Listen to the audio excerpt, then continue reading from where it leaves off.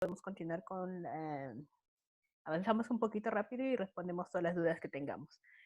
Bien, vamos a empezar con la evaluación del niño de 10 a 12 meses. Recordemos que para esta edad el niño ya mejoró el reconocimiento de ese entorno, por lo tanto ya reconoce a las personas que están a su alrededor, va a mejorar su nivel comunicacional, va a llamar para que le presten atención, su nivel atencional al estímulo también va a estar mejor, por lo tanto, cuando hagamos un estímulo visual va a ser mejor la calidad de respuesta, al igual que la respuesta auditiva, y va a ir desarrollando todo este contexto, este entorno. Se va a poner en mejor contacto con el entorno.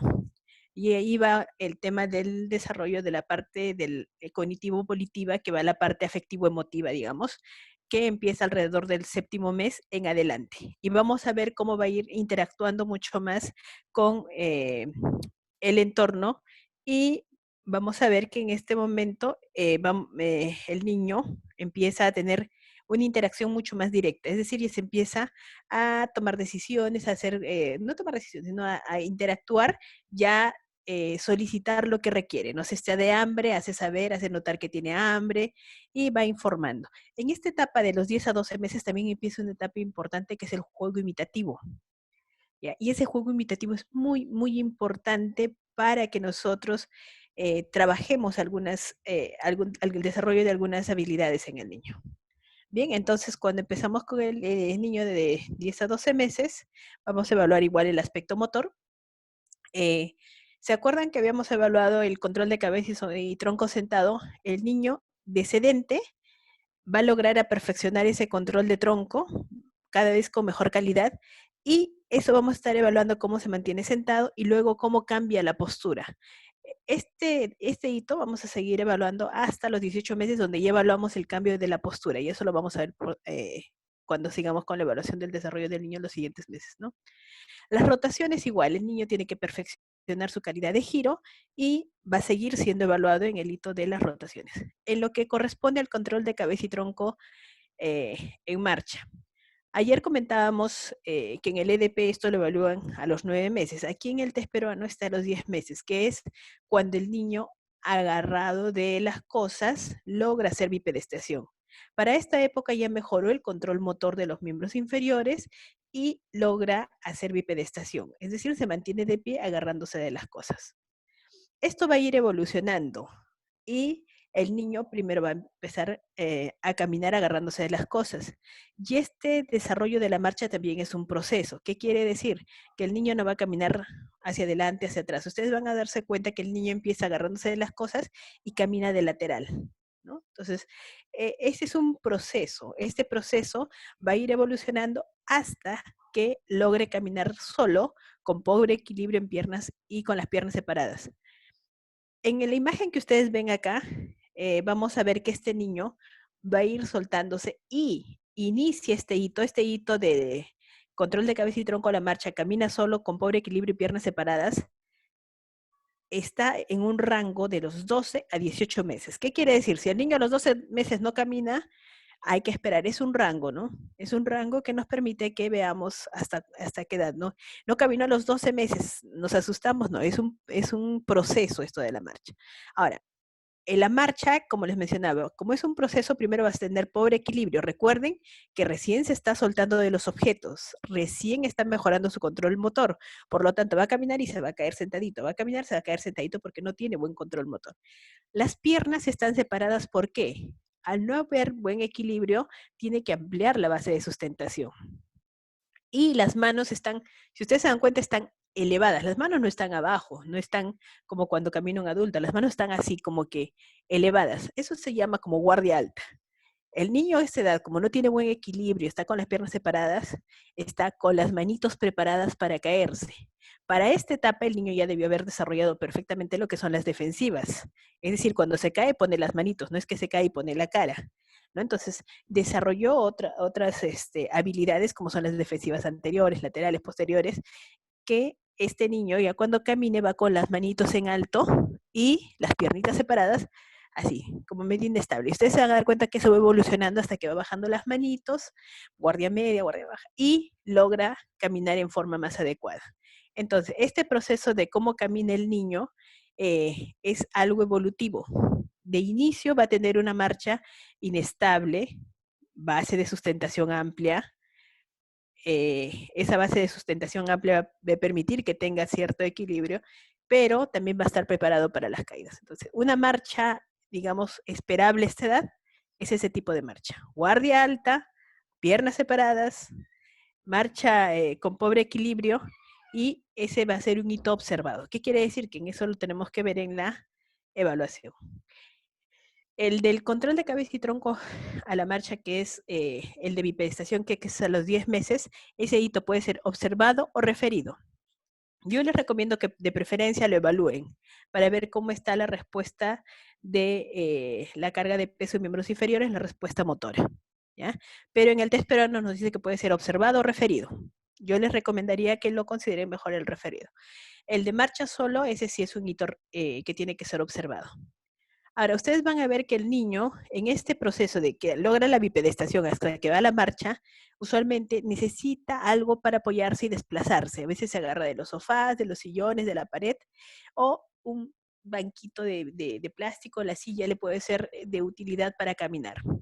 Entonces, por ayer preguntaban los andadores. Los andadores son esos clásicos círculos donde se pone al niño sentado y el niño camina, y como no camina apoyando bien los pies, camina las puntitas, mete los pies, por lo tanto hace una alteración del patrón de marcha. Obviamente no todos los niños hacen ese problema, pero es recomendable, mejor dicho, no se debe usar ese tipo de aparatos en los niños. ¿Qué podría utilizar para que este niño se desplace? Como decía, el uso de un banco, ¿no? Un banquito. En el banquito el niño se agarra con sus manitos, se cansa, se suelta y ahí está. Entonces, podríamos utilizar o ponerle instrumentos para que le ayude el desplazamiento al niño. Habíamos estado evaluando lo que es la parte visomotriz. Recuerden que para esta edad el niño ya va perfeccionando su pinza. Empezó con la pinza torpe y ahora ya está evolucionando lo que es la pinza fina. La pinza fina es la posición del índice y el pulgar. Y esto lo evaluamos con el frejol, ¿no? Nosotros le ponemos el frejol y vemos cómo agarra el frejol.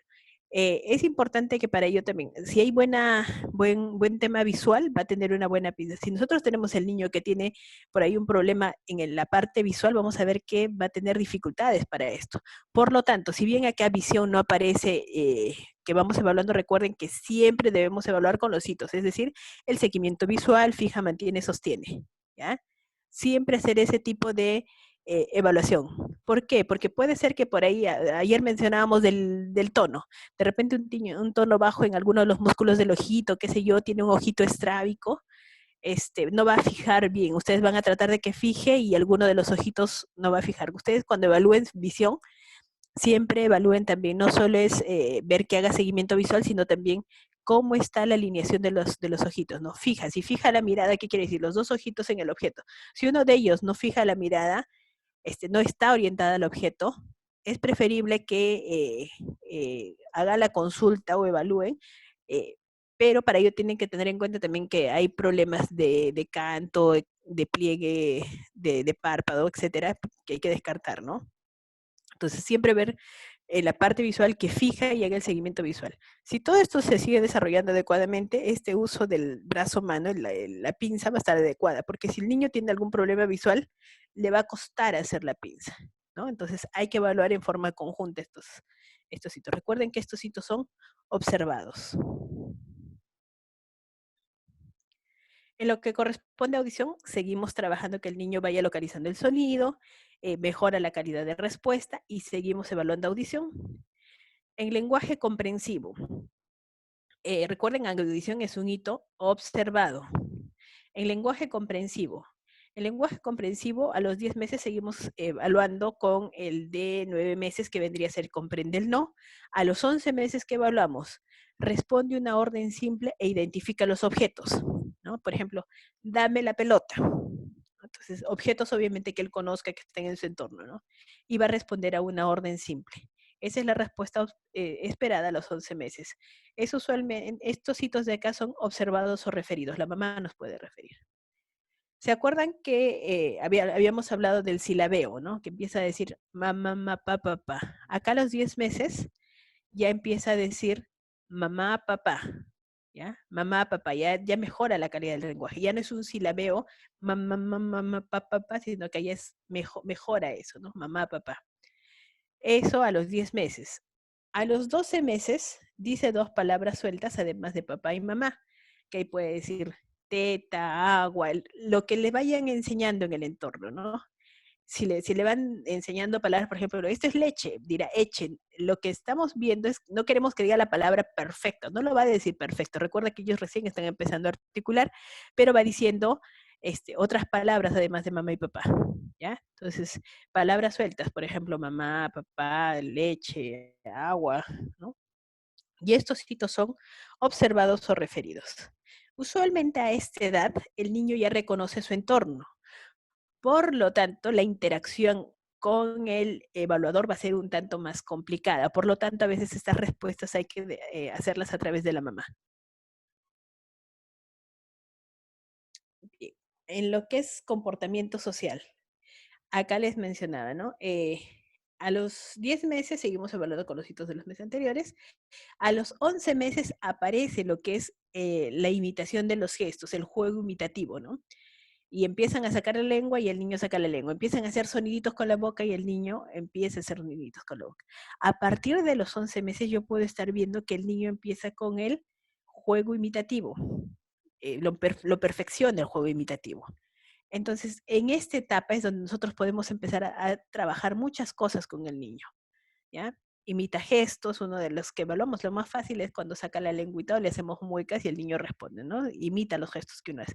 O aplaudir, ¿no? Uno aplaude y el niño aplaude, imitar gestos.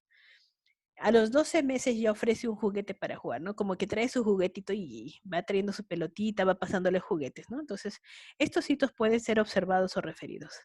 En lo que corresponde a alimentación, vestido, higiene, habíamos dicho que desde que nosotros tenemos perdón, que desde que nosotros tenemos eh, la habilidad de llevar las cosas a la boca, que empieza a los 4 meses, que empieza la exploración, el niño, eso ya empieza a ser su desarrollo social y el niño usualmente come con las manitos. ¿Ya? Usualmente come con las manitos. Eso va a desarrollar mucho la parte sensitiva, la parte sensorial. ¿Por qué? Porque a veces hay problemas sensoriales en los niños, como versiones táctiles, etcétera, y eso, si nosotros no dejamos que el niño agarre los alimentos, vamos a tener dificultades después.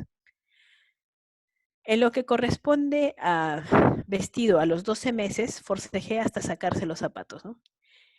Usualmente se recomienda que no se use calzada, etcétera, pero cuando se le pone el zapato al niño, el niño va a forcejear hasta quitárselo, ¿no?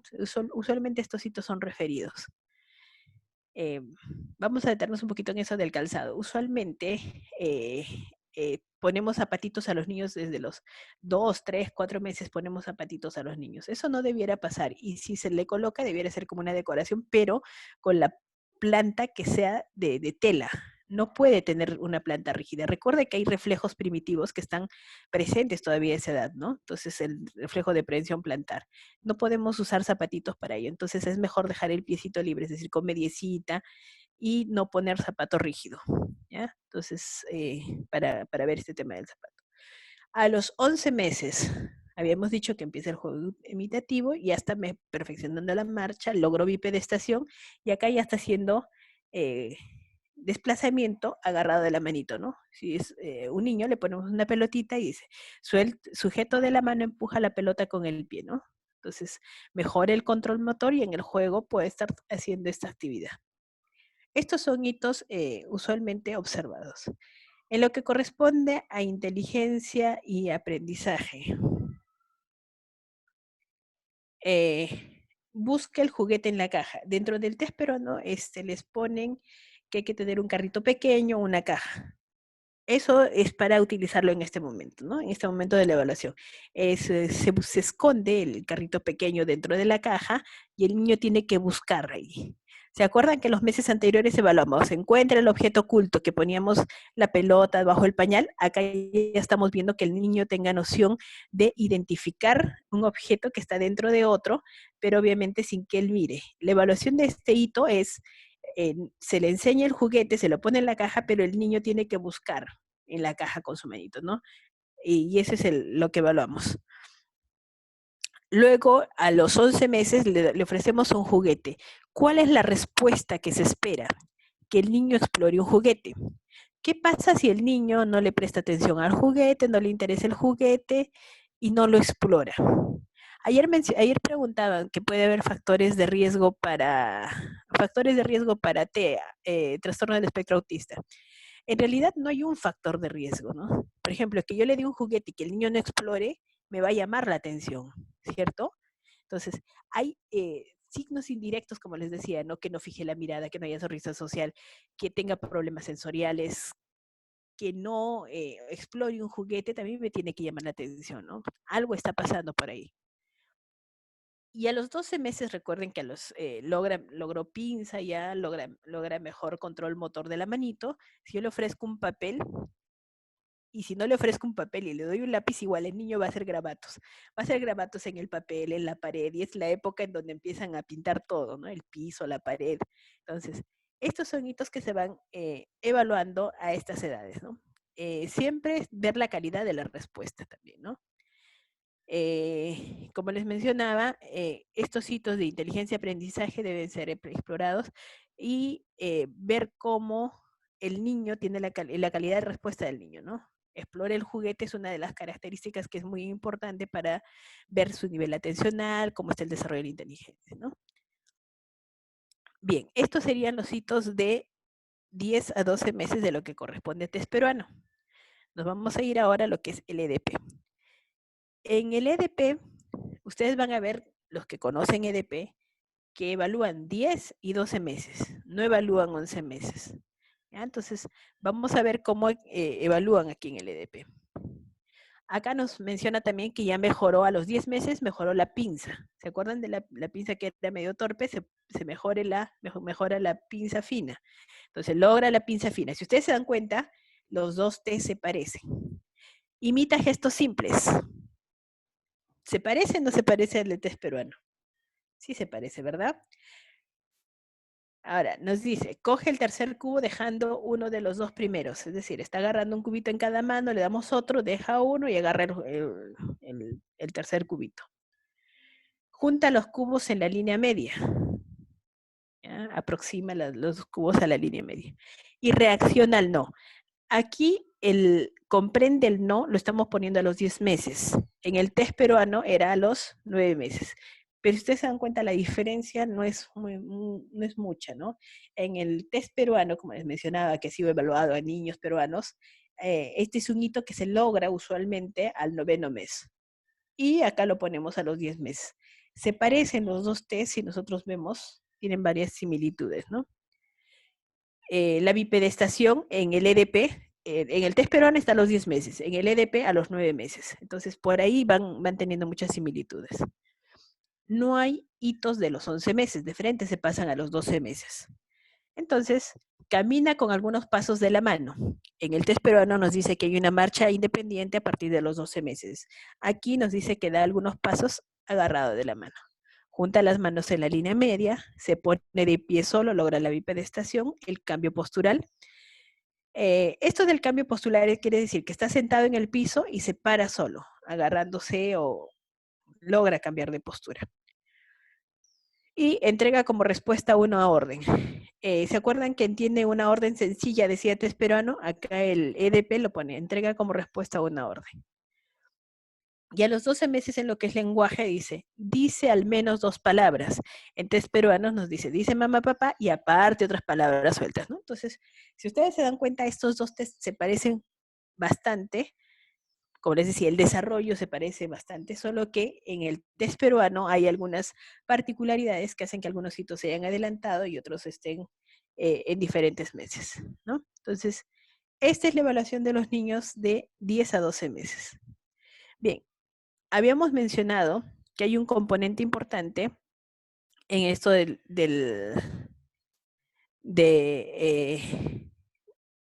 este tema de la evaluación. Es importante conocer, estos test que les estoy poniendo de comparación son los que están basados en la norma técnica de CRET. Entonces, nos dice, en la del 2017, nos dice que podemos utilizar la norma técnica el test, el EDP, o podemos utilizar el test abreviado peruano. El test abreviado peruano que lo ponen en el carnet de CRED es el que nosotros vamos marcando los hitos relevantes. Ahí no han puesto todo el test, han puesto los hitos más relevantes, ¿no? Entonces, es importante ver las similitudes entre estos dos tests. Bien, ayer hablábamos mucho de cómo va influyendo el tema de personalidad. En infancia, la personalidad se va a estructurar desde cuando nosotros la parte afectiva emotiva va a estar en la carga epigenética de nuestra mamá, desde cuando nos esté gestando, y en la parte genética, digamos, está de papá, mamá, ¿cierto? Entonces, esas cargas genéticas vienen con nosotros. Que se activen o no se activen algunas características va a depender de qué genes estén participando. Habíamos estado mencionando de cómo los padres interactúan con los niños, va a depender de cómo se activan estos genes. Y decíamos, ¿no? Cómo los papás interfieren en el niño va a hacer que esto vaya formando su carácter y finalmente la personalidad. Acá les he traído un poquito de resumen porque ayer hubo muchas preguntas de este tema y vamos a hacer un poquito de esto. Cuando nosotros vamos viendo el tema de personalidad, en la infancia de 7 a 3 años, se forma el sistema afectivo-emotivo de la conciencia, afectivo-emotivo y del temperamento. Se va a estructurar el neocórtex paralímbico al codificar la información social tradicional y la forma en cómo la información afectiva se hace consciente. Se va a convertir en el sistema de memoria. ¿En dónde se asienta la memoria? Ahí va la pregunta. ¿Dónde se asienta la memoria? ¿En el neocórtex, en el paleocórtex? Que almacena los sentimientos con la ayuda del sistema prosódico del habla. La memoria está en el paleocórtex, en el sistema hipocampal. Hay varias interacciones, pero para ello tiene que hacer. No es tan sencillo que se almacena y ahí no. Es bastante complejo esto. Y la estructura de cómo se va... recuerden que el hipocampo tiene una estructura y tiene una migración neuronal diferente al neocórtex. El neocórtex tiene una migración neuronal como en andamiaje.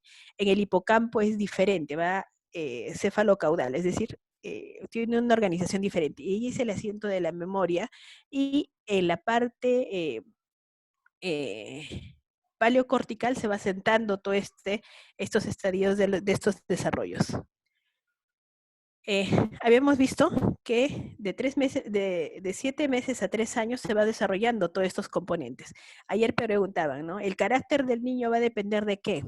De cómo el niño interactúe con sus cuidadores. Es decir, va a ir formando en infancia parte de lo que es su personalidad, de esta parte del temperamento, de acuerdo a cómo vaya recibiendo los estímulos de su entorno, es decir, cuidadores.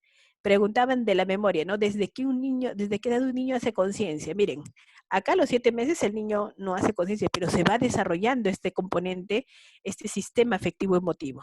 ¿Ya? Por lo tanto, las sensaciones de afecto, apego y todo eso van mejorando, activando ciertas zonas para que esto vaya generando o desarrollando su carácter.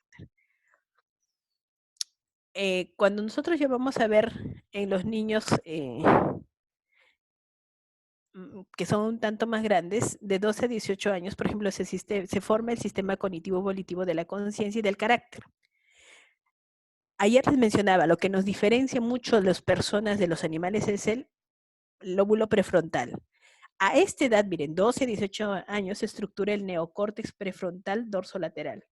Neocórtex prefrontal. ¿Se acuerdan que les decía que este neocórtex prefrontal era muy importante, que nos diferenciaba y que este proceso terminaba cuando termina la adolescencia?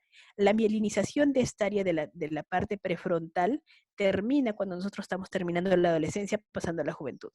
Por lo tanto, si en este periodo de 12 a 18 años hay temas de violencia, alcohol, estrés y otras cuestiones, esa parte no va a tener un desarrollo adecuado. Por lo tanto, vamos a tener problemas a nivel de temas de cómo la persona se desenvuelve en el entorno, ¿no? Entonces, hay un caso, no sé si ustedes han escuchado el caso de Phineas Gage. Phineas Gage era un constructor de ferrocarriles. Era una persona muy amable, muy cortés, muy caballerosa, ¿ya? Tuvo un accidente y se le incrusta un fierro en el lóbulo prefrontal. Le sacan lo operan, entonces obviamente no murió. Después de ello, cambió totalmente, se volvió una persona que no era muy cortés, muy amable, es decir, toda la parte donde está sentada, la parte cognitivo-volitiva se afectó, ¿ya? Cognitivo-volitiva, ¿qué quiere decir? El alcohol, el alcohol inhibe a este centro. No es que estimula, a veces pensamos, el alcohol estimula, ese es un estimulante, por lo tanto las personas cuando toman alcohol bailan encima de la mesa y pierden los estribos. No, no estimula, inhibe a este sistema cognitivo volitivo de la conciencia, que está sentado en el lóbulo prefrontal, en el neocórtex prefrontal. Y ahí es donde se va a codificar cierta información, ¿no? La información social económica, la información psíquico-cognitiva. ¿Qué quiere decir? ¿Cómo yo me voy a desenvolver en el entorno? Por ejemplo, si nosotros estuviéramos en el salón, yo tendría que estar en el frente en un salón vestida adecuadamente. No podría ir en un, qué sé yo, con unas sandalias. No sería lo adecuado, ¿no? Ahorita muchos se arriesgan de vestir no están, pero tampoco no es que yo me estaría sentando en el pupitre, parada encima del pupitre, no tendría mucha lógica, ¿no? Esa parte de cómo nosotros nos vamos desenvolviendo de acuerdo al entorno, se asienta en esta parte del neocórtex prefrontal. ¿Ya? Entonces, si a veces decimos, ¿por qué este chico no se da cuenta que está? Recuérdense que esto es una parte del desarrollo.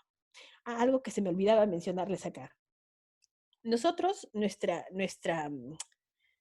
capa basal va produciendo neuronas. Recuerden que las neuronas se reproducen y se reproducen solo lo que se ha demostrado, ¿no? En el adulto se ha visto reproducción de neuronas en el bulbo olfatorio.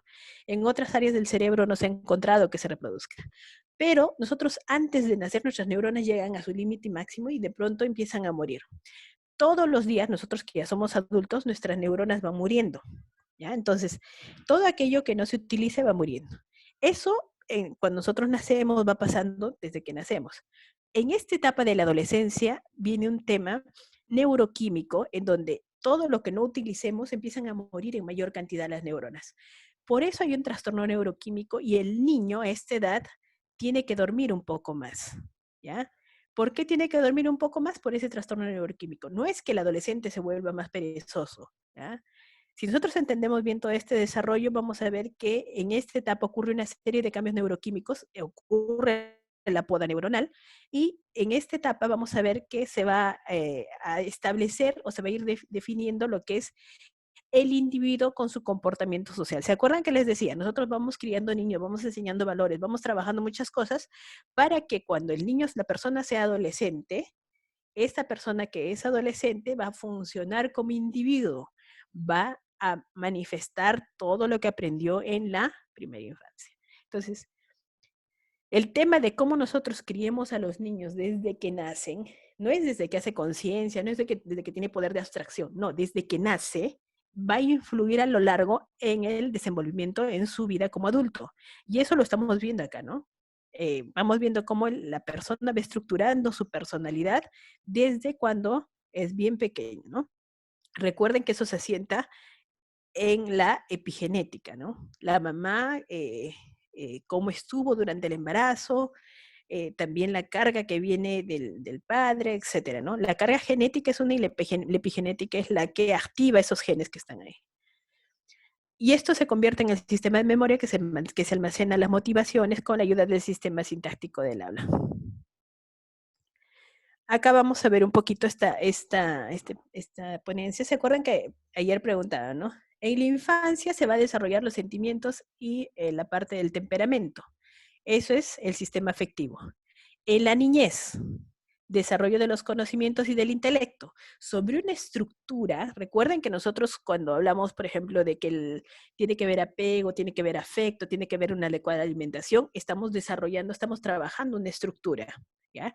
¿Un problema de desnutrición afecta a la estructura? Sí. Si yo no tengo una buena estructura, no va a haber un buen asiento para el tema de conocimientos e intelecto. Pero gracias a Dios existe la plasticidad neuronal, ¿ya? Entonces, yo tengo que tener esto desarrollado para que en la niñez, sobre una estructura adecuada, se trabaje lo que son los conocimientos, ¿ya?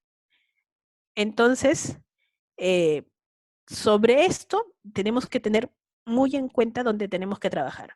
A veces decimos, ¿no? El niño va a la escuela, no toma un buen desayuno, ya por ahí la glucemia no está buena, está con anemia, ya también está alterada la oxigenación y va para aprender. ¿Cómo puede desarrollar los conocimientos y el intelecto si no hay una buena estructura, una buena base? Recuerden que el cerebro no tiene almacén de alimentos. El cerebro depende de la glucosa circulante. Entonces, el cerebro es súper archi especializado. Alguien le tiene que dar su alimento. Las neuronas necesitan que haya buen nivel de azúcar para el aprendizaje, ¿no? Y ese buen nivel de azúcar significa que el niño tiene que verse alimentado, etcétera. Si no tenemos eso, no se va a desarrollar esta parte de los conocimientos. Pasas estas etapas del conocimiento, del intelecto, donde va aprendiendo. A veces pensamos que, no, pero no importa, la primaria no pasa nada, que le das en la secundaria, no, recuerden, la preescolaridad, la primaria, la secundaria son bases, recuerden, en la preescolaridad estamos viendo el aprestamiento. En la primaria estamos viendo cómo el niño va a lograr la lectoescritura, etc. ¿Qué pasa si llega a la adolescencia y tiene un problema de lectoescritura? No va a seguir adecuadamente con su desarrollo. En la adolescencia ya desarrolla las motivaciones y tiene el desarrollo de las motivaciones y del carácter. Esto va a desarrollar el sistema cognitivo. Entonces, primero va desarrollando el sistema afectivo, el sistema cognitivo y el sistema cognitivo. Es así que va a ir más o menos el desarrollo de la personalidad. Este es de una diapo del doctor Ortiz, que es mi sensei de la maestría en neurociencias. Así es que por ahí, sí lo he citado, me parece. Acá está, por ejemplo. Ahora, acá vemos cómo se va haciendo la formación de la personalidad. Cuando nosotros hablamos de personalidad, vamos a ver que hay diferentes teorías. Acá vamos a ver a Freud, Piaget y Wallon, ¿no? Entonces, Freud dice el desarrollo del ello. Entonces, formación del sistema afectivo emotivo de la conciencia y del temperamento. Freud dice el desarrollo del ello. Piaget, desarrollo sensorio-motriz. Y Wallon dice desarrollo afectivo. Se estructuran desde la infancia en base a la información social tradicional y en las relaciones interpersonales. Freud, ¿qué dice? Satisfacción de las pulsiones instintivas se rige por el principio del placer y las etapas. Analfálica. Ustedes van a leer muchas teorías, ¿ya?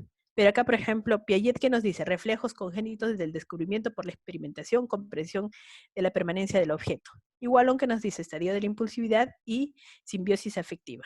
Nos dice que este puede ser el primer intermedio crítico. ¿Qué quiere decir? Que si hay problemas, contradicciones afectivos cognitivas, el niño va a desarrollar el complejo de Edipo. Según Piaget nos dice que va a haber intrincación afectivo-intelectual y según Wallo va a haber fase de oposición. Entonces, nos van a decir que estos procesos de desarrollo pueden tener problemas si es que no se dan adecuadamente. Y nos hablan de estos casos, ¿no? Ahora, nos dicen también, cuando va desarrollándose, se estructuran durante la niñez la base de la información cultural y las relaciones culturales, ¿no? Y el niño empieza a desarrollar la identificación del yo, según Freud. Piaget dice que hay un periodo de operaciones concretas, igual dice que hay un estadio proyectivo. Freud dice, en relación con el mundo exterior se rige por el principio de la realidad. Piaget, ¿qué nos dice? Hay un juego simbólico de la parte imaginativa. Recuerden que Piaget utilizan mucho los docentes, ¿no? La corriente piagetana. La parte mental, la parte de conservación de la cantidad, peso, volumen. Igual nos dice orientación hacia el mundo exterior. Es decir, cuando el niño ya empieza a tener relaciones con el entorno que lo rodea. Nos dice que acá puede ocurrir el segundo intermedio crítico, donde van a estar las contradicciones cognitivas. Acá, por ejemplo, Freud dice algo, ¿no? Parte de lo que dice. Cuando nosotros, por ejemplo, hacemos lo que es el tema de control de esfínteres y nosotros lo hacemos que sea de una manera consciente y somos violentos cuando corregimos, por ejemplo, si ese pichi le pegamos al niño, puede traer trastornos posteriores como la masturbación y homosexualidad. Una parte, un tanto de sus teorías. Piaget no nos dice nada, igual aunque nos dice que puede haber sentimientos ambivalentes, ¿no? Entonces, Hay diferentes teorías del desarrollo de la personalidad, pero nos dices que si hay problemas críticos, por ejemplo, eso de la violencia que les mencionaba a nivel de lo que son control de esfínteres, eh, podrían traer o podrían explicar problemas de la sexualidad cuando la persona sea adulta. Cuando nosotros hablamos del desarrollo psicomotor y control de esfínteres, recordemos que el niño ya logra control de tronco, empieza juego imitativo. ¿Yo desde qué edad podría entrenar ese control de esfínteres?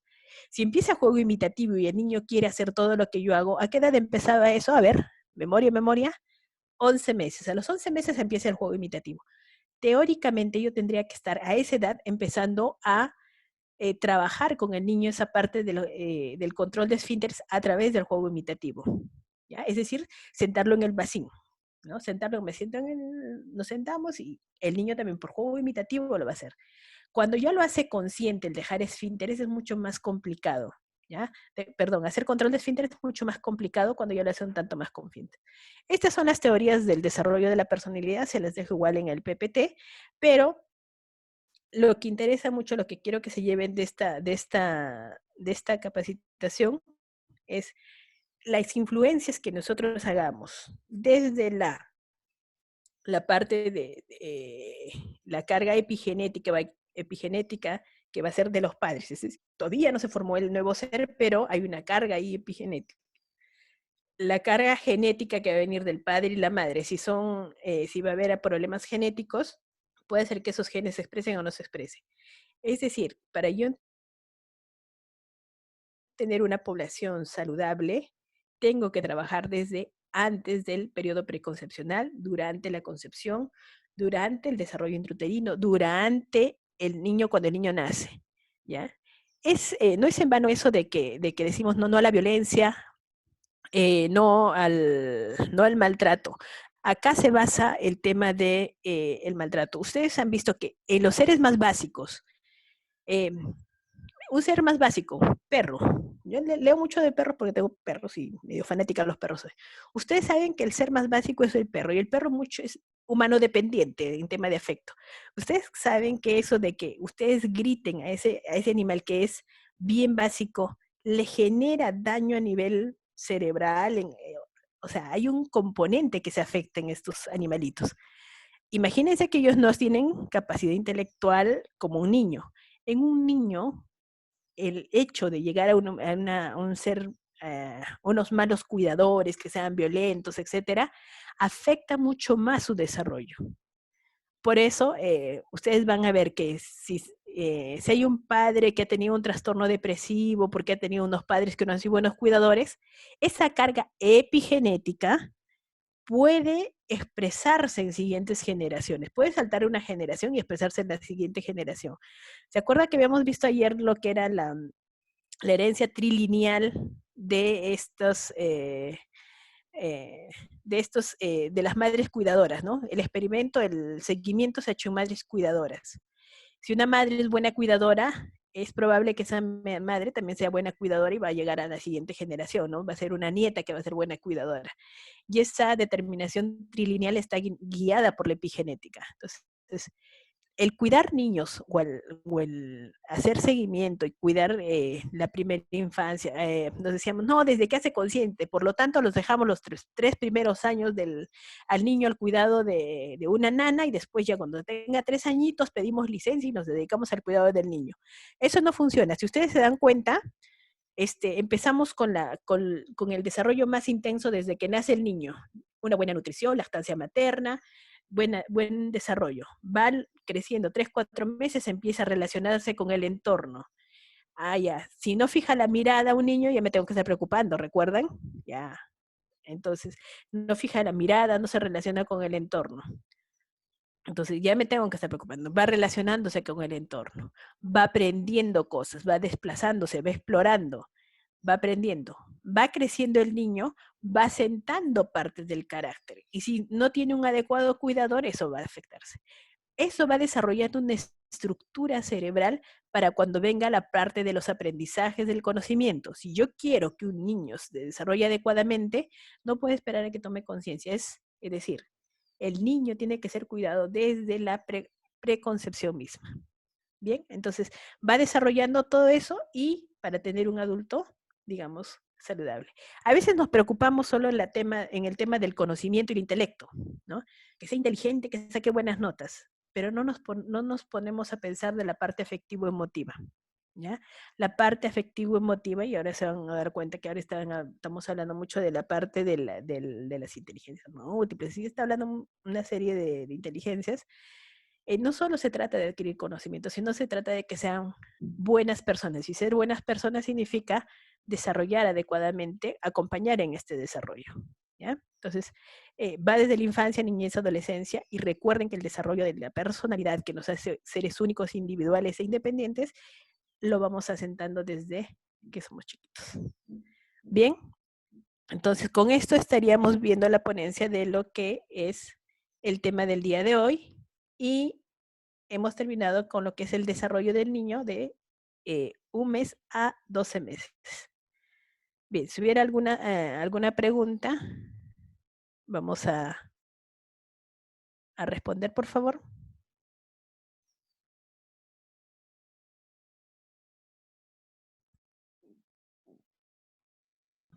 Doctora Alarcón, muchísimas gracias.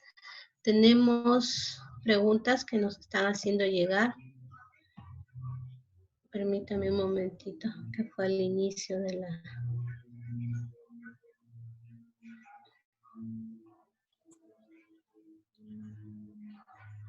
Nos preguntan, doctora, si el test psicomotor Brunet-Lessine aún está vigente en nuestro medio.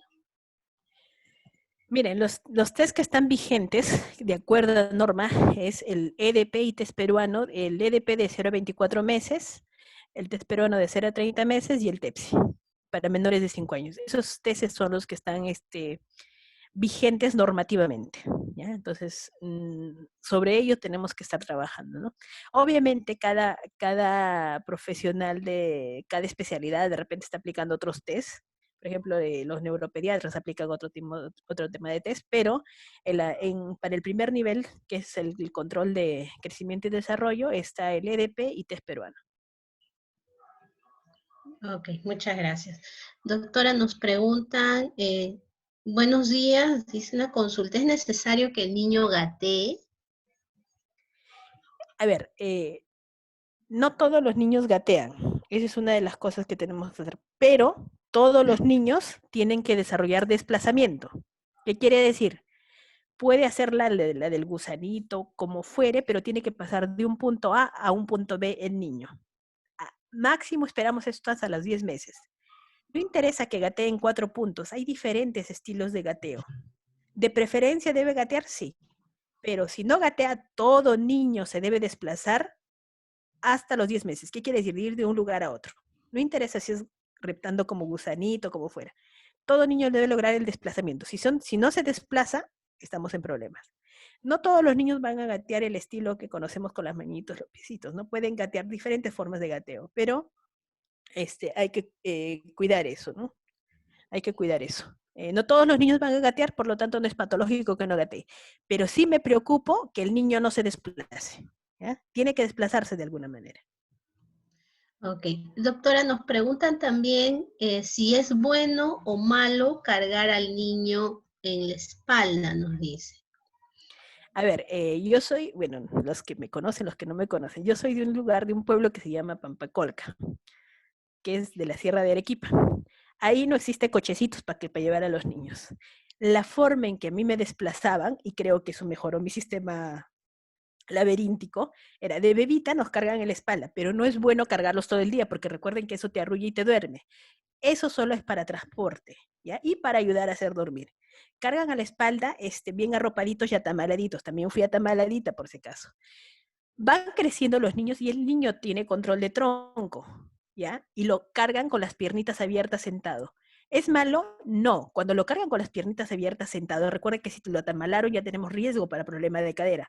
Si lo cargan con la manta, la punta de la manta en medio de las piernas, con las piernas abiertas, eso me va a favorecer el desarrollo de la cadera.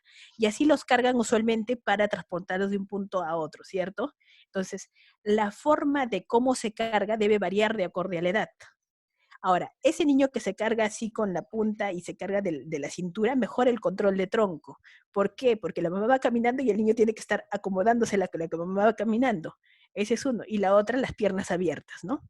Las piernas abiertas, que eso ayuda al desarrollo de la cadera, ¿no? Entonces, no es malo que lo carguen para desplazamiento, pero si lo tengo todo el día en la espalda, recuerden que esto sí es malo. ¿Por qué? Porque se va a dormir el niño y no va a estar activo. Recuerden que yo necesito que el niño interactúe. Ahora, la forma de cargar también tiene que ser de acorde a la edad, ¿no? No es Ajá. malo que lo cargue. Muchas gracias. Doctora, nos preguntan, ¿a qué edad se recomienda colocar zapatos de suela? Zapato de suela. Usualmente el piecito se va desarrollando y la suela debe ser flexible y no debe ser rígida. Y eso va también para el adulto. El adulto debe tener un calzado de cuero guante, suela flexible. ¿Por qué? Porque nosotros tenemos fases de la marcha. Y dentro de estas fases de la marcha está la fase de despegue, en donde nosotros hacemos una flexión del antepié, es decir, damos una curvita. Si eso es rígido, esa fase de la marcha no se debe, caminamos toc, toc, toc, ¿no? Entonces, tiene que ser, todos los zapatos tienen que ser de suela flexible. Ahora, ¿desde qué edad? El zapato yo cuando le tendría que poner a un niño por un tema de protección, cuando ya lo voy a llevar fuera de la casa, etcétera, ¿no? Pero si va a estar dentro de la casa, de preferencia que se trabaje la parte propioceptiva de los piecitos y que camine con hay unos que tienen como unas mediecitas con antideslizante.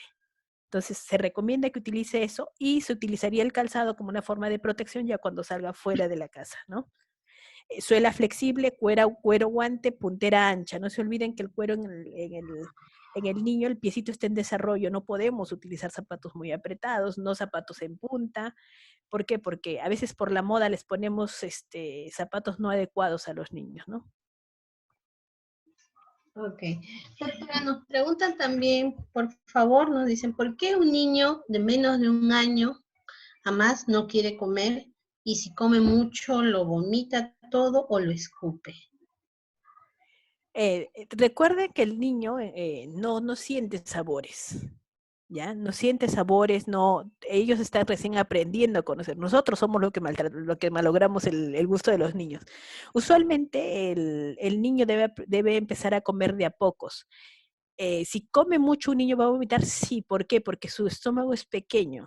Entonces, las porciones en los niños tienen que ser pequeñas y la comida tiene que ser con periodos de cierta frecuencia, ¿no? Entonces, puede ser por eso, ¿no? Que de repente le damos de comer, se sacía y el estómago va a permitir eso. Ahora, puede ser que haya alguna patología como reflujo o que haya alguna otra patología de esófago o estómago, pero si nosotros damos porciones pequeñas, ya estamos hablando de un niñito que empezó la lactancia a los 6 meses, ya estamos buenos meses con la lactancia, no debiera pasar ello. Entonces hay que ver si es el ritmo de la comida, el volumen de la comida o el sabor de la comida lo que está haciendo que tenga este tipo de respuesta, ¿no? Bien, doctora, muchas gracias. Doctora, nos dice, buenas tardes. Tengo una bebé de 2 años que no fijaba mucho la mirada, pero sí es una niña muy sociable. Tenía un poco la duda de un TEA, pero ahora veo que está avanzando mucho. Mira más, hace caso cuando la llamamos por su nombre, cosa que no hacía. Pero mi duda básicamente es que ha aprendido 4 palabras, pero por tiempos parece que se olvidara. Por favor, ¿alguna recomendación? Sí, Elizabeth, yo te sugeriría que pase una evaluación por un neuropediatra. Miren, tiene 2 años que no fijaba mucho la mirada. Es sociable, pero eh, está con problemitas de lenguaje, ¿no? Entonces, hay que hacer una evaluación. No hay que pensar solo en TEA, hay que pensar en otras posibilidades, ¿no? De repente hay que ver algún problema sensorial, hay que descartar algún problemita, ¿no? Sí hay retrasos, si nosotros vemos que está diciendo solo 4 palabras, está comportándose como una niña de 12 meses, ¿no? En lo que es lenguaje. Hay que ver cómo está la respuesta al juego, cómo juega, cómo interactúa, y eso hay que hacerle una evaluación. Sí habría que evaluarle a esa niña, ¿no?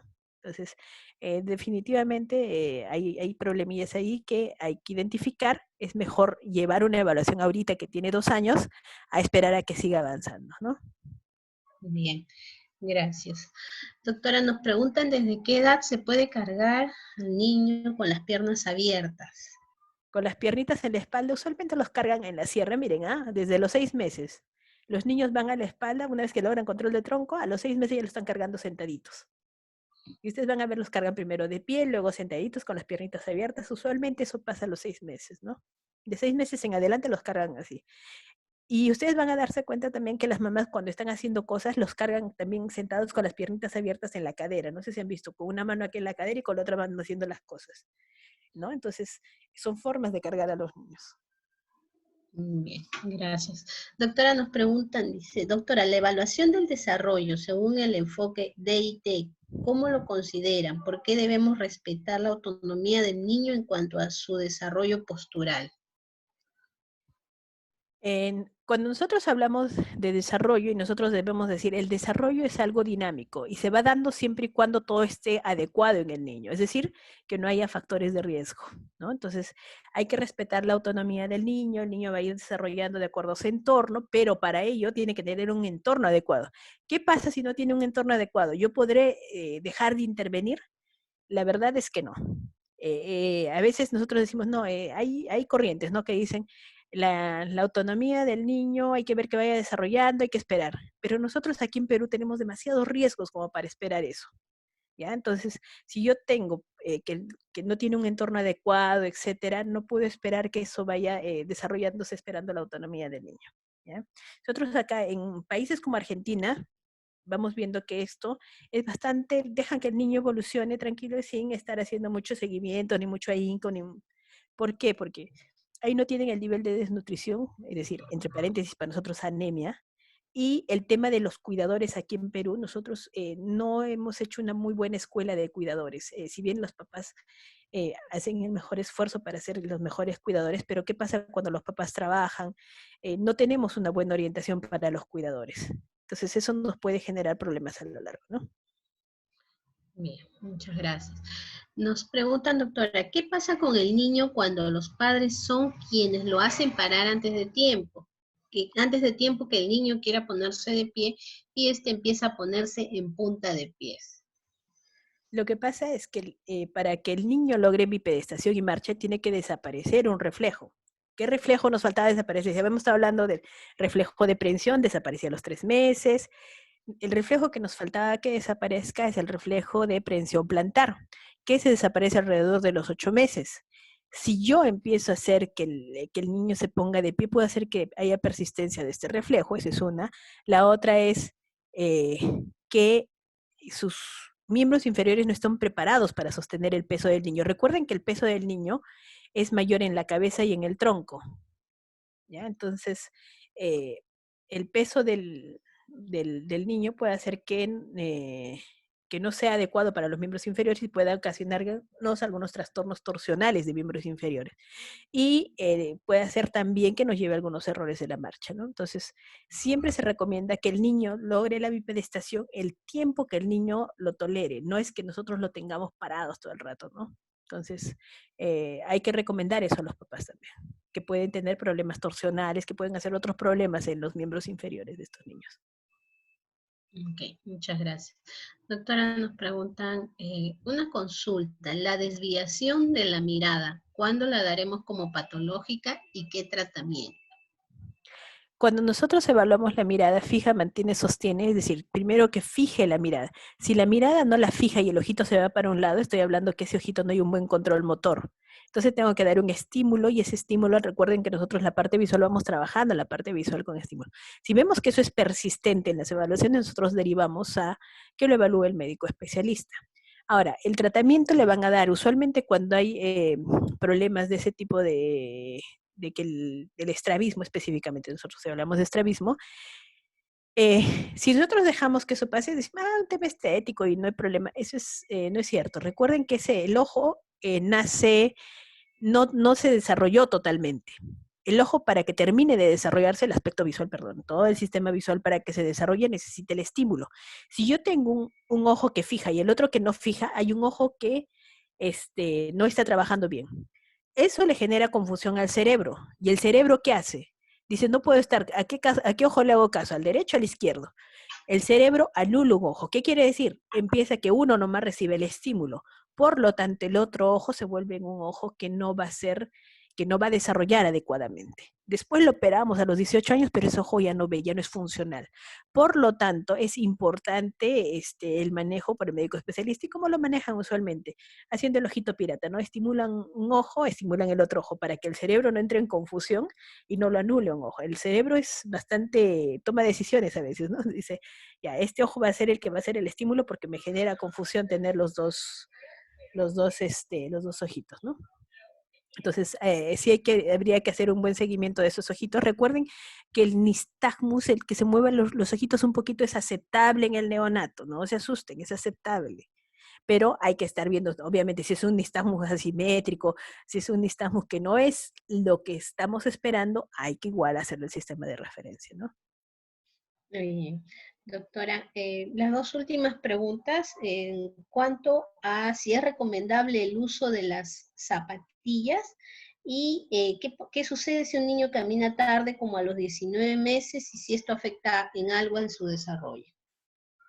Miren, el uso de las zapatillas, siempre y cuando cumple con los criterios que le digo, que sea suela flexible, etcétera, no habría mayor problema. Recuerden que les estoy recomendando es no usar calzado hasta que el niño salga a la calle, que es pasado los 2 años, ¿no?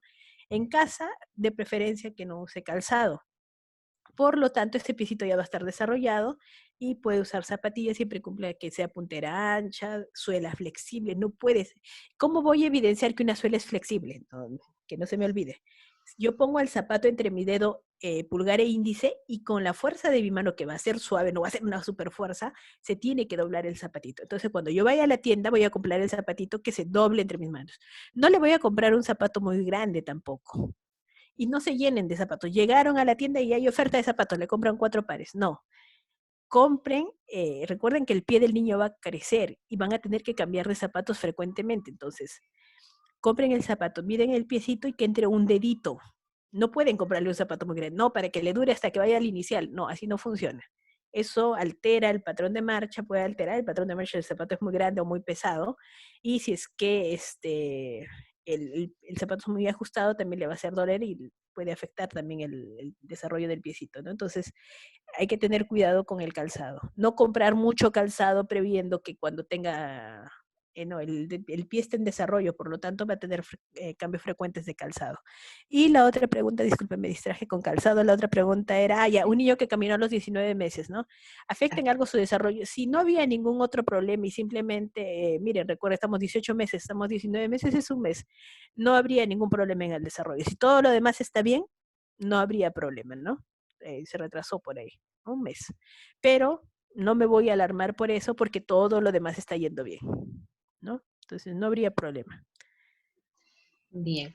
Hay una última pregunta antes que se nos olvide. Hay Acá, dos, la de cómo mejorar el inicio del lenguaje y la última que han hecho llegar del nistagmus. ya. ¿Cómo ayudar al inicio del lenguaje en un niño de 1 año?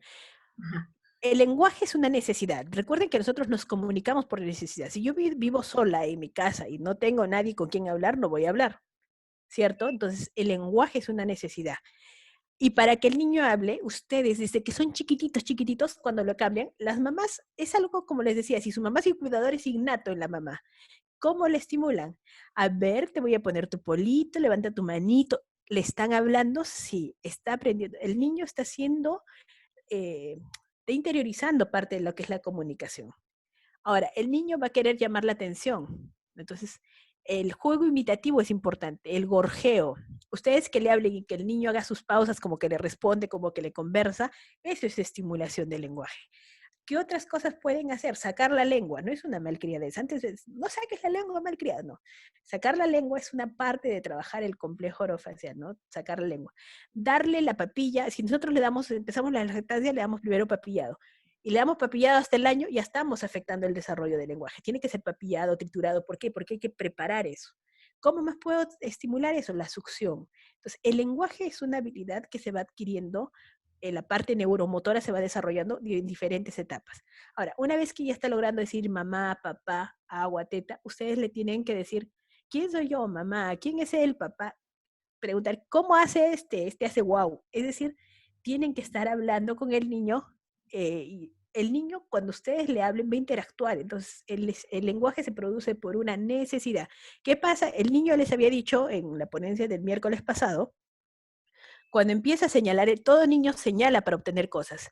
Y si dice eche, y nosotros le damos las cosas, ese niño no va a hablar porque va a ser su forma de obtener las cosas. Esa es su necesidad básica de comunicación.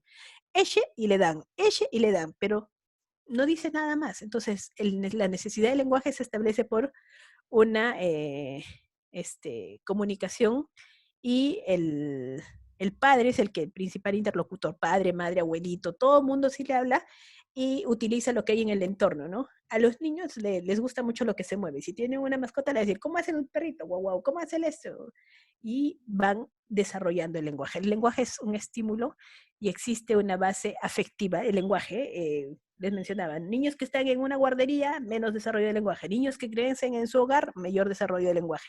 Hay un componente afectivo del lenguaje, hay un componente cognitivo del lenguaje, por eso por ahí en una de las ponencias les ponía así como tangencialmente, pero es una forma de estimular el lenguaje. Otra de las cosas. Bueno, ¿y la otra pregunta cuál era? La otra pregunta decía, ¿hasta qué edad me debe preocupar y máximo hasta qué edad puedo tratarlo? Ya, el nistagmus es en el primer mes de vida. Después ya no debe ser observable, ¿ya? En el primer mes de vida, cuando el niño nace, recuerden que no hay buen control motor, por lo tanto puede haber un poquito de nistagmus. Después ya no, ¿ya? Tengo que hacer un seguimiento de esto. ¿Cuál era la otra Preguntan pregunta? por si es que es bueno que los niños caminen descalzos. Sí, de preferencia sí. Recuerden que puede ser que un niño, ustedes han visto en la selva los que tienen un buen control de control motor, son los niños que están trepándose, caminando descalzos, ¿no? No sé si ustedes han visto que en la sierra también los niños caminan descalzos o con osotitas o descalzos. Tienen muy buena propiocepción, es decir, desarrollan mucho el sistema de información. Nosotros hablamos de propiocepción, un término técnico, pero es la información que entra a través de los sentidos. Y una forma de tener información es a través de la planta de los pies, que hablamos de posición, fuerza, y eso nos hace ajustar la postura. Entonces, ¿es adecuado que camine descalzo el niño? Es lo recomendable. Diferentes texturas, también. Diferentes superficies, también, ¿no? Entonces, sí es adecuado, es recomendable. Bien, muchas gracias. Doctora, finalmente nos dicen, buenas tardes, ¿existe la guía técnica para la detección y corrección oportuna de problemas visuales en la niña y el niño menor de 5 años del 2017? ¿Nos podría ser de ayuda? Esa guía les es ayuda, en realidad ahí determina, recuerden que todos los diagnósticos de refractivos de estos niños se tienen que hacer en etapas tempranas. Si tenemos un niño que tiene un ojo que no está siendo bien estimulado, hay que determinarlo en una etapa temprana para corregirlo. Entonces, ahora incluso algunos colegios están poniendo como norma, tiene que tener control visual para entrar a preescolaridad. Recuerden que ahora los médicos oftalmólogos hacen chequeo de los errores refractivos de los ojitos y de cualquier otra patología, y sí, esta guía nos ayuda mucho para ese tema, ¿no? Recuerden que hay una guía de lo que es tamizaje neonatal, donde también se ve la parte visual, ¿no? Se ve la parte visual, auditiva, pero no está implementado todavía en todos los establecimientos, pero sí sí tenemos varias normas que nos sustentan eso. Por ahí de repente, por ahí les agregó al PPT todas las normas que tenemos para lo que es evaluación del niño, porque tenemos igual para la evaluación del prematuro, también tenemos una normita, etcétera, ¿no? Del neonato. Y por ahí hay normas que nos pueden ayudar. Como esto es todo un tema más de desarrollo psicomotor, pero hay normas que les podrían ayudar para ese manejo. Listo. Creo que son las últimas. Bueno, hacerle llegar, doctora, los agradecimientos de parte de todos los participantes, especialmente desde el Policlínico Parroquial Belén del Cusco, Violeta, Ricardo, Heidi. En realidad han mandado muchos agradecimientos. Ha sido una semana, como bien lo refieren acá, bastante productiva. Creo que las telecapacitaciones, de acuerdo a lo que ya nos han informado, van a continuar con otros temas también bastante interesantes. y pues esperemos que tenerla nuevamente con nosotros, doctora. Bien, muchísimas gracias. Por ahí una interrupción de mis perruchos, de mis perritos, pero espero que haya sido del agrado de todos ustedes. Si hay temas que quisieran trabajar, que quisieran tratar, definitivamente estamos para trabajar con ustedes y el PPT en su totalidad, desde la ponencia, todo lo que es test peruano va a estar en un solo PPT, así es que eso se los vamos a hacer llegar, lo vamos a poner en la caja de herramientas, ¿ya? Creo que ahí es donde pueden descargar toda la información de estas ponencias. Muchísimas gracias y hasta pronto. Pronto, doctora, muchísimas gracias. Recordarle a nuestros participantes que se está colocando en el chat justamente el enlace para que puedan tener acceso a todas las telecapacitaciones que se han venido realizando. Ya tenemos la programación de abril también, que la vamos a estar pasando a través de las redes para que puedan estar informados de los próximos temas. Muchísimas gracias a todos ustedes también por acompañarnos.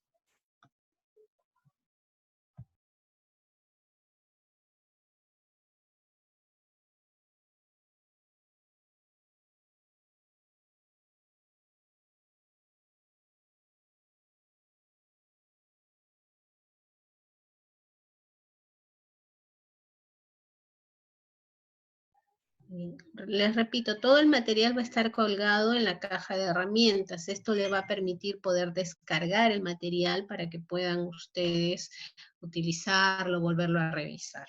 ¿Okay?